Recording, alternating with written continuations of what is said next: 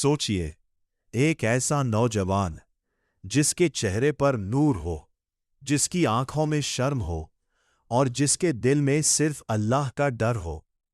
लेकिन आज वही नौजवान एक महल के कमरे में बंद है।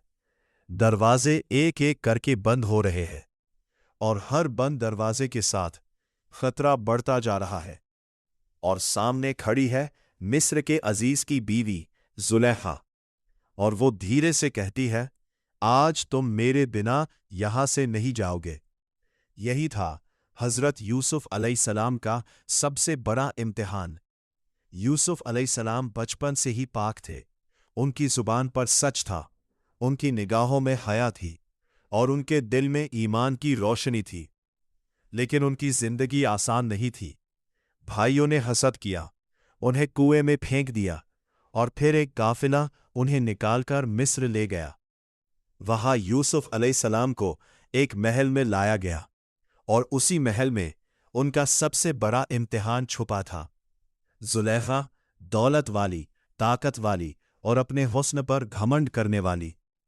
लेकिन जब उसने यूसुफ अलैहिस्सलाम को देखा तो उसका दिल बेकाबू हो गया।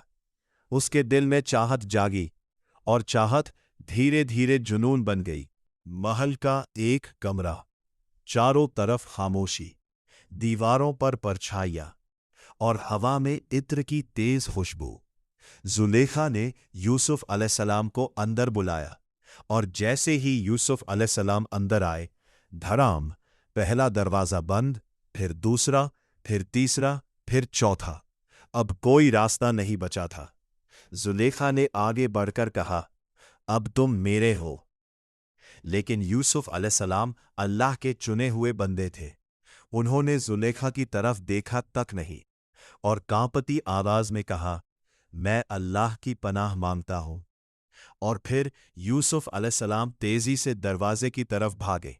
जुलेखा ने उन्हें रोकने की कोशिश की और पीछे से उनका कपड़ा पकड़ लिया और उसी पल कपड़ा फट गया और तभी दरवाजा खुला और सामने खड़ा था मिस्र का अजीज। कमरे में सन्नाटा छा गया। जुलेखा घबरा गई और डर के मारे उसने इल्जाम लगा दिया, यूसुफ ने मेरे साथ गलत करने की कोशिश की। अब सच